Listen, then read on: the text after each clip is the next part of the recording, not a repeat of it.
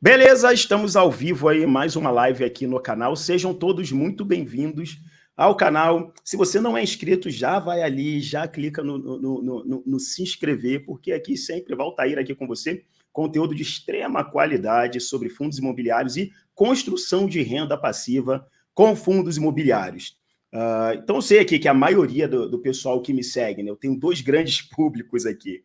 Então, a maioria do pessoal que está aqui é aquela pessoa que ela já começou a investir. Altair, já comecei a investir, já coloquei o meu pé na água, já tenho 1 ou 2 fundos imobiliários, mas ainda não sei o que eu estou fazendo. Então, seja muito bem-vindo. Esse canal aqui é para você também. Valtair, eu nunca investi na minha vida, eu consigo fazer o meu dinheiro sobrar, ótimo, olha aí, já é um excelente passo. Consigo fazer o meu dinheiro sobrar, mas eu também sou desse grupo que, Valtair, eu não sei onde colocar o meu dinheiro. Então seja muito bem-vindo, esse canal aqui também é para você. E é justamente por isso que a gente começa hoje uma série que eu julgo ser uma das mais importantes, né? Valtair está até sem voz aqui, né? Que o final de semana foi muito intenso. Estava lá no evento em Recife do Money Hero, do meu amigo Arthur Dantas, um evento belíssimo, né? Belíssimo, só coisa boa, evento sobre investimento, e já tive a oportunidade de palestrar 2 vezes. Dessa vez eu só fui aí acompanhar, mas a voz até acabou de tanto conversar com o pessoal de lá, então muita gente bacana, né? Felipe Miranda teve por lá, né? Então a gente teve aí a presença de muita gente legal. Gilvan Bueno, Luiz Barsi, então foi bem bacana, tá? Então fica o convite aí para a galera para o ano que vem, né, vocês estarem aí presentes também nesse evento aí. Se você gosta e curte de finanças e investimentos, esse evento é para você. Mas não é sobre isso que a gente veio falar, nós viemos falar aqui, começar, né, um quadro que eu julgo ser muito importante. Por quê? Ele serve tanto para aquela pessoa que ela nunca investiu, mas quer entender mais sobre fundos imobiliários, sobre construção de renda passiva com fundos imobiliários, e também serve para aquela pessoa que ela já investe, mas ela tem algumas dúvidas sobre onde ela vai acessar o material de um determinado fundo imobiliário e, além disso, como ela vai fazer essa leitura desse relatório gerencial, que é esse o material que a gente vai começar a partir de agora nessa série, nessa sequência de lives aí, todas as terças e quintas, a gente vai trazer um fundo imobiliário que esteja interessante, né? Que seja interessante estudar sobre aquele fundo imobiliário. Então, e às vezes a gente vai trazer aqueles mais obscuros, né? Aqueles que as pessoas não dão muita trela, não dão muita atenção. E aqui a gente dá atenção para todos eles. E hoje o nosso fundo imobiliário será o PORD 11. Então, bora lá, que tem muita coisa para a gente falar sobre esse fundo imobiliário, tá bom? Então vamos lá. Primeiro ponto, né? Se você está chegando de paraquedas, se inscreve logo aqui no canal, porque a gente sempre vai trazer conteúdo aqui de excelente qualidade, de modo que você aí construa sua renda passiva da forma mais segura possível, da forma mais rentável possível. Então, esse é o objetivo aqui do canal, dos vídeos todas as terças e quintas para você. Tá? Se você não sabe como acessar, esse aqui, gente, é um relatório gerencial. Se você não sabe como acessar um relatório gerencial, é bem fácil. Você vai lá no Google e digita o fundo imobiliário, no caso, PORD 11 aqui, PORD 11. Você digita lá no Google PORD 11 e bota do lado assim, RI, relacionamento com investidores. Vai no primeiro link que aparecer lá, talvez o segundo ou terceiro, né? Que tem também links patrocinados, você entra nesse link e a partir daí você já vai seguindo lá um passo a passo, né? Fica bem autoelucidativo para que você acesse os materiais do fundo. Então você tem relatórios gerenciais, relatórios trimestrais, você tem informes, você tem muita coisa legal para que vocês leiam dentro desse ambiente aí que é focado nos investidores. Valtair, é obrigado um fundo imobiliário emitir um relatório gerencial? Não, não é obrigatório. Mas um fundo imobiliário, quando ele emite o seu relatório gerencial, isso significa que ele quer se relacionar com os investidores, ele quer ser transparente com os investidores, que é o caso do PORD 11 aqui também, beleza? Pegou esse material, todos os meses ali ele vai estar disponível, aí depende muito a data que os fundos soltam, né? Mas pegou esse material, a partir de agora é hora de você destrinchar mesmo. Você vai ter Você já começa já na primeira página, onde você tem, né, aquele que chama de carta mensal. Só que aí depende muito, né? Como não é um documento padronizado, você vai ver, poxa, vários nomes aí em relação ao relatório gerencial, beleza? Mas a gente já começa aqui no PORD 11, vamos começar aqui já para a primeira página. Esse é um fundo de papel, né? Então, lembra que a gente tem vários segmentos de fundos imobiliários. A gente tem lajes corporativas, a gente tem o segmento aí híbrido, a gente tem o segmento de galpões logísticos, a gente tem diversos segmentos de fundos imobiliários. Tá? Os segmentos de shoppings, que eu vejo aí como um grande potencial, com um grande potencial de explodir aí para o próximo ano. Então, a gente vê as receitas dos shoppings aumentando, e a gente vê o NOI dos shoppings aumentando, ou seja, os shoppings eles estão olhando cada vez mais para outras fontes de receita, né? Então, a gente chama isso de NOI, quando você começa a juntar todas as fontes de receita de um shopping e você tem uma resultante. Tá? E aí, quando você vê o shopping lá na tua cidade, pelo menos aqui em Brasília, você olha o shopping lá, você tem uma pista de gelo, a cada 2 meses você tem uma pista de gelo que constrói em frente a uma loja de brinquedos, e essa pista está sempre cheia. É uma outra forma que o shopping está arrumando de gerar receita.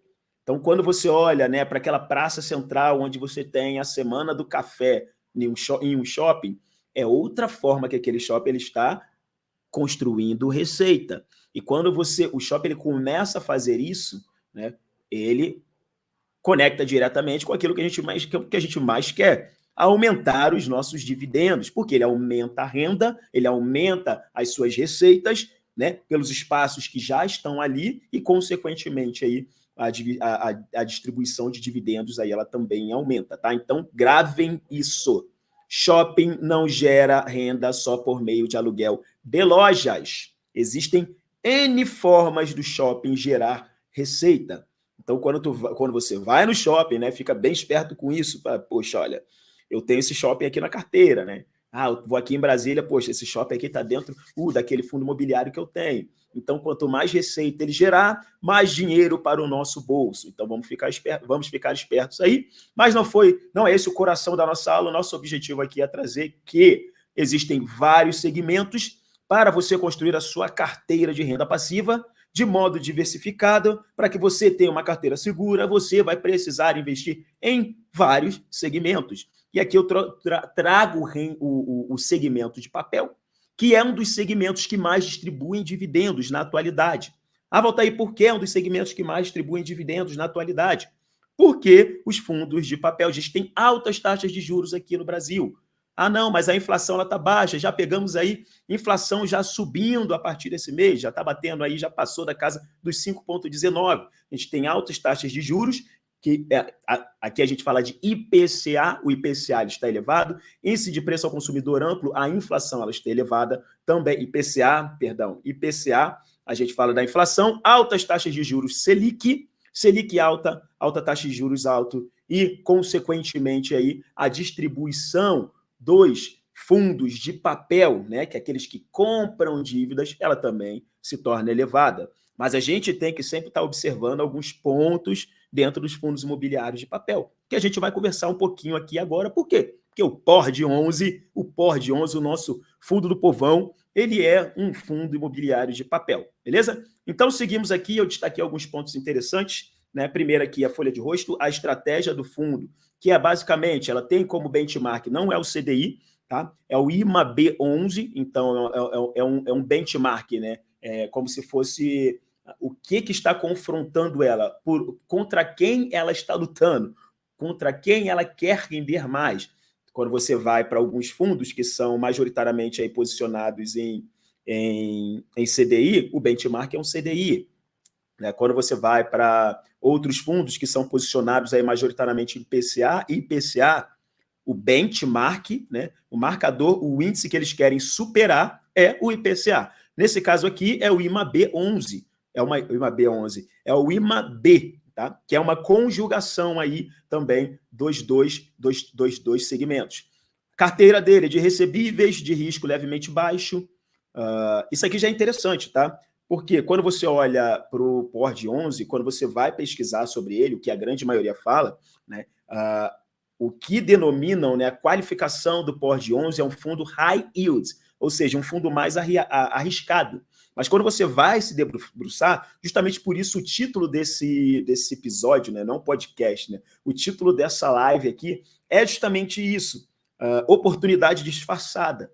Porque por mais que a esmagadora maioria ache que o POR de 11 é um fundo imobiliário high yield, e ele tem características de high yield, né? Mas quando você olha para a qualidade da carteira de dívida, a qualidade da carteira de crédito, a gente vê uma carteira mais tendenciosa para o high grade, que é uma carteira mais segura, com vários lastros, com lastros de qualidade. Tá? Então a gente vai ver isso aqui hoje também.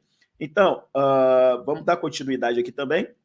O portfólio POD-RED, que é o POR de 11, ele consiste primordialmente em CRIs pulverizados com garantias em imóveis performado. O que isso aí significa? CRIs, né, que são certificados de recebíveis imobiliários, pulverizados é quando esses CRIs eles não têm somente um devedor, um pagador, somente uma empresa, ou seja, ele é segmentado, ele diversifica isso, né? Vários pagadores. Então, se um dos pagadores ele fica inadimplente, você tem os outros. Isso aí a gente vê principalmente em CRIs residenciais, tá? Então, pulverizados residenciais e comerciais também. Imóvel performando significa que o imóvel ele já está pronto. Tá? Então, a garantia é um imóvel que já está pronto. Então, se, poxa, esse CRI aqui, né, se esse CRI se tornar inadimplente, né, se as pessoas se tornarem inadimplentes aqui, você tem aí o lastro, que lastro nada mais é do que garantia, você já tem essa garantia.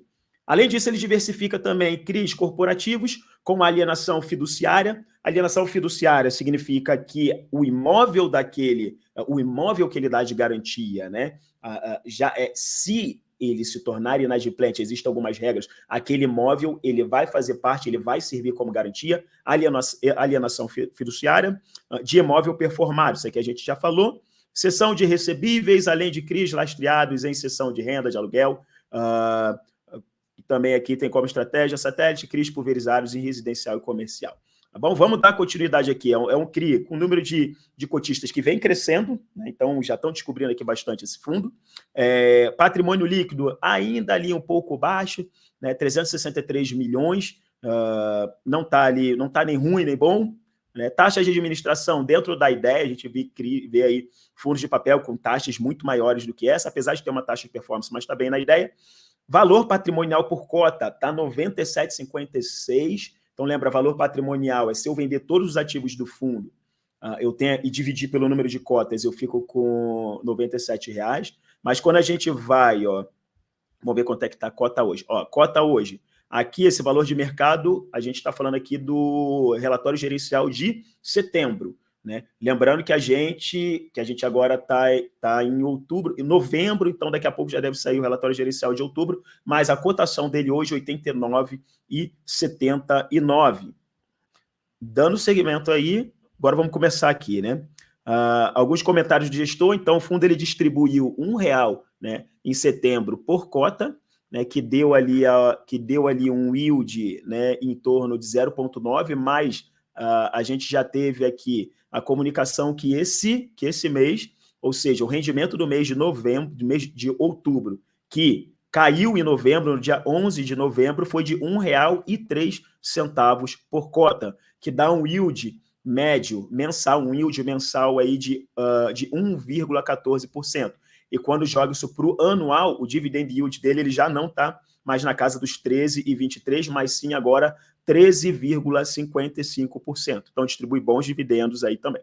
Tá? Quando você olha para ele, a resultante do yield médio dá basicamente IPCA mais 889, que significa o seguinte: se você pegar todos os títulos de dívida que ele tem e você colocar isso aí, né, fazer uma ponderação, significa que esse fundo ele está rendendo, né, pagando um yield de agora R$1,03, mas aqui na casa dos R$1, IPCA, que hoje está acho que na casa de 5,19, mais 8,89. Ou seja, ele protege realmente o seu dinheiro da inflação na casa de 8,89%, que é muito bom. Ou seja, a gente fala que pelo menos a gente tem que manter aí o nosso poder de compra, que ele está te entregando uma rentabilidade real de 8,89%.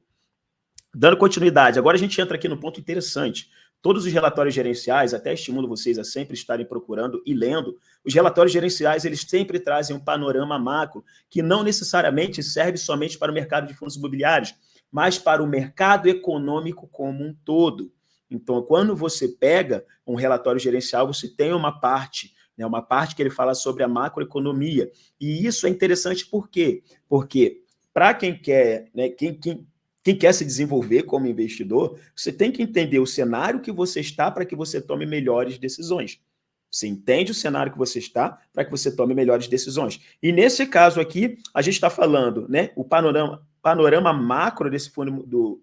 Aí a gente não está falando mais de fundo imobiliário, mas a gente vê aqui, ó, todas as atenções foram voltadas nesse último mês, a gente ainda permanece assim, foram voltadas para a economia americana, dada a abertura da curva de juros do Treasury a longo prazo, o que significa a abertura está crescendo, ou seja, a rentabilidade real, a rentabilidade americana, né, os juros americanos, assim como o Brasil, agora o brasileiro, aqui no Brasil a gente está em queda, lá eles ainda estão em alta. Consequentemente, a gente tem altos patamares do Tesouro Americano, o que traz uma valorização do dólar, importações mais caras e exportações mais baratas. Qual é a consequência disso? Pressão inflacionária no Brasil. A tendência é o quê? Que a inflação ela tenda a subir, né? A gente está vendo isso aqui, e aí é justamente por isso que existe, né, uma elevação, né, uma taxa de juros alta e não vai cair na velocidade que a gente deseja, que o mercado deseja. Porque se a taxa básica de juros cai, né, se a taxa Selic ela cai de uma forma rápida, fica menos atrativo o Tesouro Americano, fica menos atrativo entrar dinheiro no Brasil. Né? Pensa comigo, você, poxa, moro lá, vamos botar um país neutro aqui. Eu moro lá no México. Né? Se eu tenho uma taxa de juros americana em ascensão, né? O país mais seguro do Brasil, a economia do Brasil, o país mais seguro do mundo, a economia mais forte do globo. Aí eu tenho o Brasil, que é um país emergente, né? politicamente instável. Então você pega lá os seus $1.000 e você olha para uma taxa, né, beirando ali, né, os 5%, acima dos 5%, e você olha para o Brasil, a taxa caindo ali, e aí vamos supor que a taxa bate 5% também aqui no Brasil. Para onde você vai colocar o seu dinheiro? Você vai colocar o seu dinheiro no Brasil ou nos Estados Unidos? Na economia mais forte ou uma economia emergente que volta e meia tem os seus balanços? Né? Então, é para lá que você vai. É para lá que você vai colocar o seu dinheiro. Vocês entendem por que a taxa básica de juros aqui no Brasil ela tem que, sim, ser mais elevada do que a taxa americana? E vocês entendem por que a taxa de juros brasileira não pode cair de uma forma rápida? Tá? Então, isso é muito importante para vocês entenderem, que vocês entendam. Porque, consequentemente, quando isso acontece, né, antes mesmo disso acontecer, no patamar de taxa que a gente já tem uma fuga de capital do país. Né? O quê? Que trava o ritmo de corte da taxa de Selic para quê? Para atrair os investidores. A gente quer atrair mais dólar para cá. A gente quer atrair mais investidores para cá. Então, não faz sentido a gente pegar a taxa básica de juros e a gente derreter ela em um ano. Ah, não, tem que cair 2%. Não faz sentido. A gente não vai atrair investidores, a gente vai continuar, a inflação ela vai retomar, né? A gente viu isso aqui agora, e consequentemente aí também o país ele começa assim a ficar mais pobre, tá bom? Então, sempre dê uma olhada nessa parte, na parte macro, a gente cai aqui já, né? Em relação ao IPCA, que eu já comentei com vocês, o IPCA de setembro, a gente já está em outubro, tem que dar uma olhada no IPCA 15, que é uma prévia, né, do IPCA já de novembro, né? Então a gente tem que dar uma olhada nisso. 0,26 foi para 0,23, mas aqui a gente vê um ponto importante, que a expectativa do mercado era 0,33, que é outro ponto também para vocês ficarem atentos. Existe expectativa do mercado e a realidade. Né? O mercado ele já precifica os ativos em relação à sua expectativa. Quando a realidade é abaixo do que é da expectativa ou acima da expectativa, é aí que a gente tem uma volatilidade. Tá? É aí que a gente começa a passear sobre essa volatilidade. Ou uma volatilidade positiva para nosso bolso, né? Quando o ativo ele se torna ali mais atrativo para a gente comprar, ou uma volatilidade um pouco mais acentuada, né? Uma volatilidade aí que torna o ativo não tão interessante assim. Continuamos agora sobre o POR 11.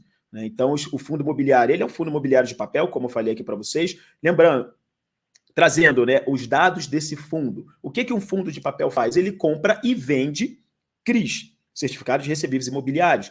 Nesse mês de setembro, no mês de setembro, o POR 11, ele adquiriu no mercado primário, né, 15 milhões da primeira série do CRI MRV Flex. Tá? Então, ele investiu 15 milhões. Falta aí o que é mercado primário? Quando você compra direto do emissor. Você não está comprando de um intermediário, de alguém que já comprou, ou seja, direto na mão do fundo, direto na mão dos gestores. Você está comprando na emissão. E aí existem séries, né? A emissão primária, que é a primeira série, é aquela primeira emissão. Vou financiar para construir vou construir aqui um estádio de futebol, que foi o caso aqui da MRV, né? A gente vai ver que é o segundo caso. Vou construir um estádio de futebol. Preciso ser financiado, eu quero um financiamento. Então, eu vou até uma securitizadora, ofereço, ela fatia e vende esse meu título de dívida. Se está comprando numa emissão primária, a gente já vai para série 1, mercado primário. Se foi a minha primeira série, é a série 1, ou seja, a primeira emissão. Poxa, eu vou precisar de mais grana que eu quero construir agora também. Ao lado desses estádios aqui, eu quero construir alguns locais aí de quadras de vôlei de praia, quadras de vôlei de areia, mas eu não tenho dinheiro, eu não tenho grana. Então, eu vou fazer o quê? Uma segunda série. Então, a segunda série. Então, a gente vê que já existe também. Primeira série, segunda série. Né? É uma segunda série dando continuidade àquela emissão daquele mesmo CRI. Beleza? Pegaram aí, né? E aí a gente vê que, poxa, foi bem legal a contratação. Lembra que a gente falou que hoje o IPCA gira em 8,89, mas a gente está em momento de desaceleração aqui da taxa Selic. Então, a contratação de IPCA mais 8,25 nessa primeira série. E na segunda série, a gente conversou aqui também sobre isso, conseguiu pegar uma taxa melhor ainda, 3 milhões investido, 10 IPCA mais 10%. Tá? Damos continuidade aqui em relação ao caixa do fundo. Esse é um fundo que ele é extremamente posicionado. Né? Por quê? Ele é um fundo que tem bastante caixa. Né? Se eu não me engano, ele tem 16%. Hoje eu não sei, né? A gente tem que dar uma olhada no próximo relatório gerencial. Mas ele é um fundo que tem bastante caixa. O que é legal? Tem a parte positiva e a parte negativa de você ter muito caixa. Né? Quando você tem muito caixa, você consegue aproveitar oportunidades. Né? Você consegue ver aí, se posicionar em taxa em curva de juros um pouco mais elevada. Então, você consegue comprar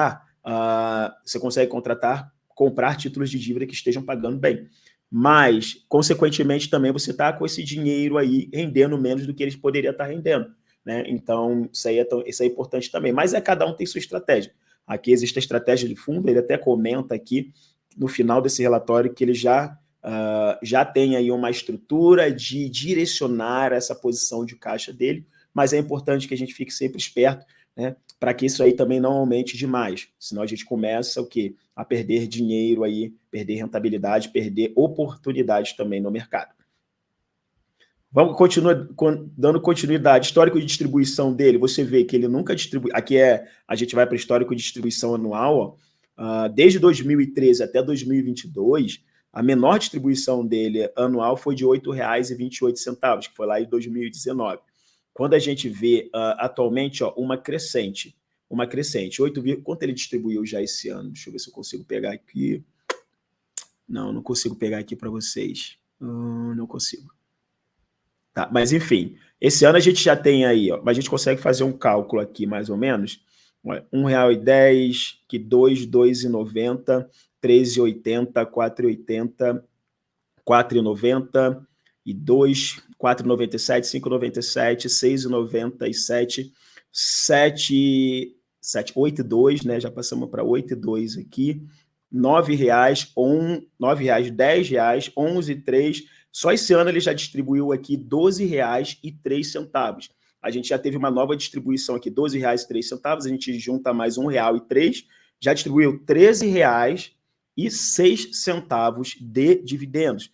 Lembrando que a gente ainda tem mais, dezembro, então ele deve ficar na casa aqui também dos R$ 14,00 de dividendos distribuídos. Tá? Então isso é legal, isso é interessante quando você olha para um fundo de papel, ele está performando aí até melhor, né? A gente está no momento de queda de Selic, mas vocês vão ver que a estratégia desse fundo ela é bem interessante, que ele faz um bom equilíbrio entre IPCA e CDI. Tá? Então, ele é estrategicamente posicionado aqui nos dois. Aqui a gente vê o comparativo dele em relação ao IFIX, né? Então, para quem está aí no Instagram, já está lá no YouTube, só entrar aí, Valtair Justino, digita aí no YouTube que você consegue acompanhar, a gente está fazendo já análise do PORD 11, então não perca isso não, tá bom? Vai lá, e se você está assistindo essa gravação aqui, vai lá também, vai lá que você vai assistir a gravação também do PORD 11, que a gente vai deixar ele posicionado lá no canal, beleza? Seguindo aqui, então a gente consegue ver esse comparativo de rentabilidade, né, dele em relação ao IFIX, então a gente vê que ele sempre foi superior, né, e aqui também a crescente do número de cotistas. Ele começou lá em 2021 com apenas 7 mil cotistas e hoje ele performa aí com mais de 26 mil cotistas, ou seja, em pouco mais aí de 2 anos, né, 21, 22, exatamente, um pouco mais de 2 anos, um crescimento aí de mais de 20 mil cotistas. Eu fico imaginando esse fundo aí daqui a 3 anos, né? Então, hoje o patrimônio dele líquido na casa aí dos 360 milhões. Ele está baita descontado, um preço sobre o valor patrimonial, né? Está com um spread ali, não vou falar o spread, mas um gap, né, de 0,8%, então ele ainda está bem descontado, e um yield mensal de 1,14, né, que é bem interessante para a qualidade desse fundo. Da performance dele, então vamos para análise de sensibilidade aqui. Depois a gente vai para análise de sensibilidade, da performance dele. Sempre comparativo, setembro ele performou 0,59%, enquanto o benchmark que a gente viu, que é o IMAB, 0,44%. Em 2023 já performou 9,32% contra 4,34% do IMAB, né? Aqui a gente vê já a rentabilidade, a performance dele em relação a R$91, mas a gente já viu que já mudou isso, né? Então a cota dele hoje já está em R$89, então ele já ficou mais atrativo do que ele estava nesse relatório gerencial, e a gente tem uma rentabilidade real aqui de 8,89 acima do IPCA. Aqui é interessante, né? Isso aqui é importante também, a gente sempre está analisando. Quando vocês forem entrar aqui, é bom olhar, por mais que ele tenha distribuído R$1, a gente tem que ver o quanto ele distribuiu agora, né? Vamos esperar sair esse novo relatório gerencial, mas quando a gente olha para o rendimento, né, na verdade, o lucro do fundo, né, que o resultado total, o lucro líquido dele, que foi de 3.435, e a gente faz essa divisão pelo número de cotistas do fundo, que é de 366 mil, alguma coisa assim, a gente vê que a performance, o lucro dele foi em torno de 0,92 centavos. Poxa, Valtair, se ele tem 0,92 de lucro, como ele consegue distribuir R$1? Por quê? Porque quando a gente olha para o passado, os fundos imobiliários eles não distribuem todos os seus rendimentos. Eles são obrigados a distribuir 95% dos seus rendimentos de forma semestral. E não é o caso aqui. Eles sempre pegam e distribuem, não distribuem, deixam uma gordurinha, de modo que, vamos pegar durante o semestre, se ele não distribuiu esses 95%, distribuiu sempre ali 80%, 80%, 80%, em um determinado momento ele tem que amortizar essa parte, ele tem que distribuir o restante. Ele pode fazer isso de forma escalonada todos os meses, ou ele pode fazer isso, chegou em dezembro, ele vai lá e distribui toda a reserva de dividendos que ele tem. Tá? Nesse caso aqui, o fundo ele utilizou parte da sua reserva, que já está até aqui embaixo, ó, 293 mil, era a reserva que ele tinha, né? Então resultados acumulados não distribuídos inicialmente, então a gente tem essa reserva aqui, e ele distribuiu aqui, né, no mês de setembro. Então o que elevou os dividendos daquele mês para R$1. Tá? Então isso aqui é legal também da gente ficar sempre esperto. Agora vamos aqui olhar a carteira. Vamos olhar a carteira dele em relação aos CRIs dele. A gente viu que a estratégia dele é investir em CRI pulverizado, CRI corporativo, né? Então você vê a distribuição. Muito bem posicionado em CRI corporativo, né? Então único, sênior, isso aqui quer dizer, em caso de falência do emissor do CRI, qual é a sequência de pagamento. Então, a depender da sequência, ele vai ser classificado como sênior, único, mezanino, então essa parte aqui também, tá bom? Então, ficar esperto em relação a isso. CRI corporativo, 7%, a gente tem 14% em caixa, eu tinha falado 16 ou 19, né? Então aqui a época, setembro, ele tinha 14% do seu capital em caixa. Você vê que ele tem uma participação também em fundos imobiliários aqui também, né? Você vê que ele tem um posicionamento. Assim, não sei se é o legal, né? Vamos colocar, o legal de você ter fundos imobiliários na carteira é que você é uma boa reserva de valor. Se você precisar se desfazer rápido, você consegue, diferente aí, né, de outros tipos de ativos. Exposição a indexador. Como eu falei para vocês, ele é muito bem equilibrado em relação a CDI e IPCA. Então, por de 11, você vê que ele tem 45% do seu patrimônio em CDI e 43% IPCA. Olha o equilíbrio. O restante dividido em títulos prefixados, IGPM e FII, mas é uma parcela muito pouca. Aí a relação à performance, né? Quando você faz uma ponderação das taxas em relação aos CRIs de CDI, é basicamente CDI mais 4,83%. Né? Então, hoje, se o CDI está em 11%, quando você joga isso aqui, dá em média 15%. 15% que é a taxa dele de CDI. IGPM, IGPM mais 7,5%, IPCA mais 8,19%, e em títulos prefixados, 10%. Carrego médio, quando você faz a média ponderada de todas as taxas que ele tem, em torno de IPCA mais 8,65 e uma duration média de 2,69. Agora, de CRI pulverizado, dentro dele, a gente tem 76% focados em residencial e 24% em comercial. CRI pulverizado, lembra que eu falei, significa que aquele CRI, ele tem vários contratos, ele não é um contrato único. Tem a parte boa, que você tem várias pessoas. Então, se você tem um inadimplente, isso não necessariamente, como a gente vê o Gramado Parque, né? Então, você vê o Gramado Parque inadimplente, ele ferra todo mundo. Mas quando você olha para somente um elemento inadimplente dentro desse conjunto de residenciais, né, devedores, desses contratos, você tem o quê? Uma diluição do risco. A diversificação, ela traz isso. Então, tem esses pontos do CRI pulverizado. Dos CRIs corporativos, né, você tem vários aqui. Isso aqui são os lastros, né? Então, a alienação fiduciária. Então, é bem legal, porque se esse CRI, se o emissor ele, né, falir ou ele não honrar com seus pagamentos, ele é executado. Então, o imóvel ele é cedido ao fundo imobiliário. Então, isso aqui também é bem legal. E aqui você tem outras várias garantias, né? Então, quando você... eu queria arriscado. Né? Queria arriscado. Quando você está investindo, principalmente como pessoa física, é arriscado. Você não tem a garantia do FGC, né? Mas a gente esquece que você... É interessante que você analise aquele título de dívida, aquele certificado, de modo que você entenda em que ele está lastreado. Nesse caso aqui, a gente vê que são diversas as barreiras para que você reveja, né? Você tem o seu dinheiro aí de volta. Aqui você vê os ativos em carteira dele, né? Então aqui você vê as taxas, você vê os vencimentos que levam até a duration de 2,69, a duration dele. Que significa duration, Valtair? Basicamente significa o período em que aquelas taxas, né, o período médio que aquelas taxas dos FIIs desses CRIs elas serão praticadas. Então, quanto menor a duration, o que é legal de você ter uma duration curta, né? Tem prós e contras também. Quanto menor a duration, você tem mais dinheiro voltando para o fundo. Você tem mais dinheiro caindo, ou seja, vencimento, volta o dinheiro para o fundo reinveste esse dinheiro a taxas melhores, né? Talvez. Então você tem esse ciclo, né? Você não precisa, o fundo ele não vai crescer, ele não vai só se posicionar por meio de novas emissões. Ele também consegue se posicionar a partir dos vencimentos dessas CRIs.